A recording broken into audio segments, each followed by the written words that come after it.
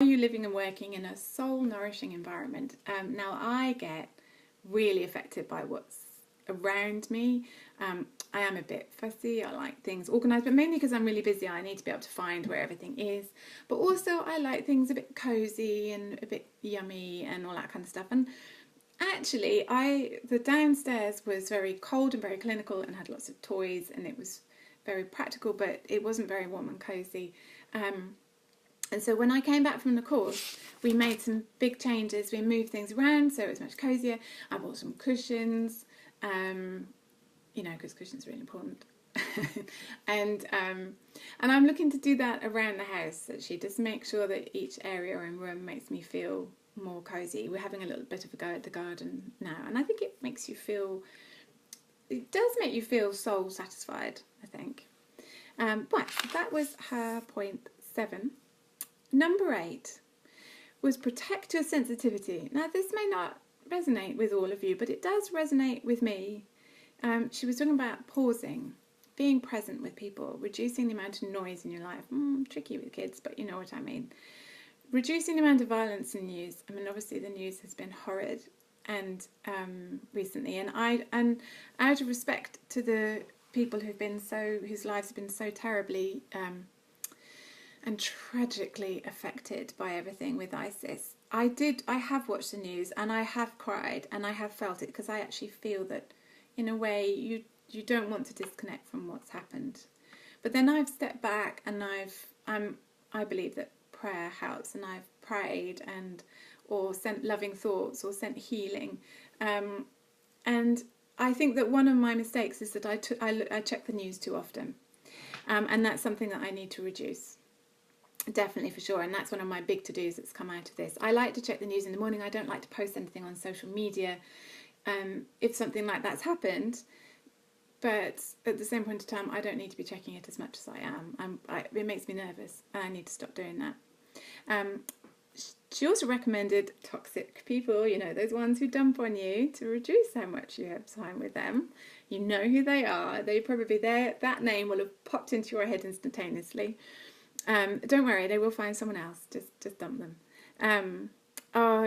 Managing technology, you know how we all sit on our phones a bit too much. It's about putting it away, and just setting the mood in your environment. If you are a little bit sensitive, and I definitely am that way inclined.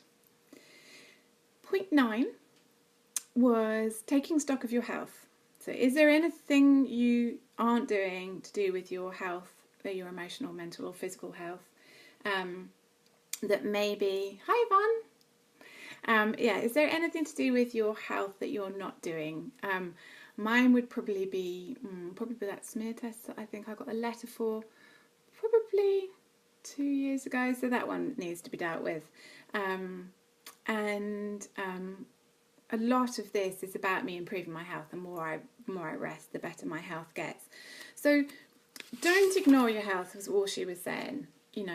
It's not right to ignore it. It's not right to ignore those warning signs. I know we're all living in a busy life, but prioritise it, do something about it. So, and that is about self-care. And if we don't look after our health, then we need to think about what message we're giving to our children as well. Do mothers... I know that our children come first, always, but do mothers not deserve to be looked after? Oh, well done, Narelle. Well done. Oh, that's really good. Great. Oh, and Bridget, you were also disconnecting from the news as well. Yeah, I think it's something that I'm going to do. I've actually bought myself a journal. That's how I'm doing it. One of my bad habits was I would check through the news to see, what's happened today. I've stopped doing that, and I bought myself a journal. It's really nice. It's got 2 pages, and there's a little column on the side, and I'm just going to keep a record of how my sleep and water and exercise and a few bits and pieces is going in there. And then I'm going to write down how the day was and how I feel, and keep a bit more of a record so I can actually track my health a bit, because I'm not tracking that, and I think there's probably a few patterns I'm missing. That's what I'm going to do instead of going to check the news, because that was my bad habit. Number 10, don't repress your anger. Now, I'm not saying shout and scream at the kids. No, I'm not. But it's not good for us to not say how we feel. It's not good for us. And you know what? There are people in our lives who maybe we should politely and carefully sometimes explain how we do feel and stand up for ourselves. Again, it's another thing where it's a bit difficult. We tend as mums to be wanting everything to go smoothly. We're avoiding conflict. We want the children to get on. We want everybody to get on. We're trying to, kind of juggle all of this. But the thing is, I was talking to my daughter this morning about someone who's been giving her a little bit of trouble. And I thought, wow, this has been a few years now.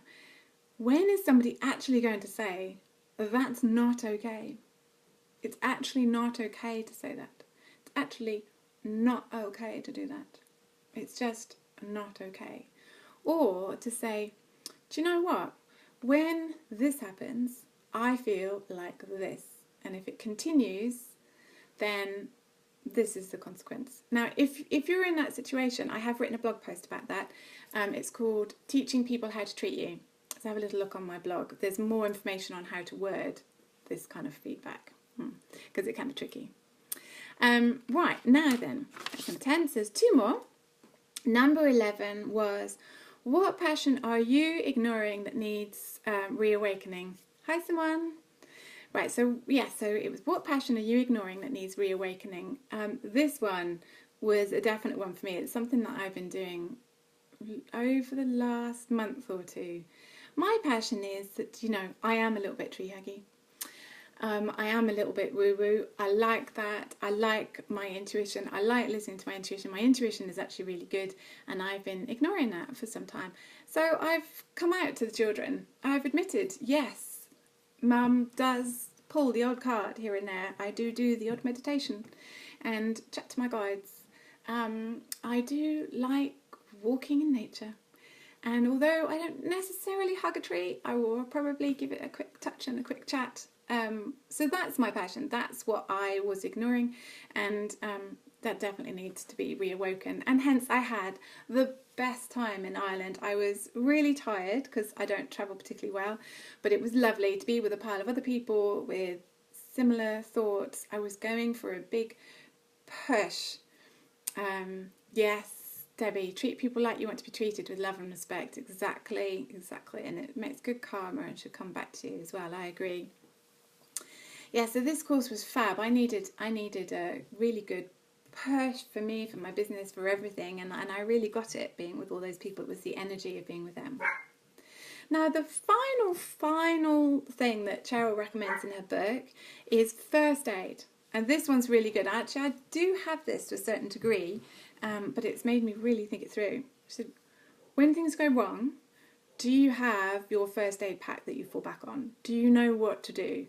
Do you know who will support you? I do. I know which friends I can go to. The people I've turned up like first thing in the morning when they're still in their pyjamas and I'm a bit hormonal or sad or whatever, and I'm struggling with the challenges in life.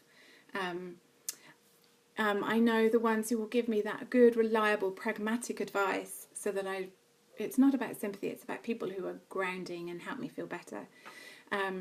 Do you know who to avoid? Yes, in all honesty, there are people who I really, really like, but there are times when, I can't see them or spend much time with them because I, at those times, can't do that. Yes, your toolbox is a good thing to have. Do you know what your body needs? My body often needs for me to just have some time lying down. Lying in the sun, lying down. Watch a film for an hour, just so you can just switch off for a little bit. Do you know what else would help you in the different situations? For me, it's a bath with Epsom salts and candles. That really, really helps. So there's a number of different things that when things get really, really bad, I know what I have to do to pull it back and rein it back in again. So there you go. That was my review of the book, Extreme Self-Care. And when it says extreme self-care, it makes it sound like it's something, extreme, something unusual, I suppose. But it shouldn't be unusual because, you know what, we deserve to be looked after. Yes, we've got busy lives, we've got work, we've got children, we've got husbands and so on. But we are often the linchpin and the centre of all of that.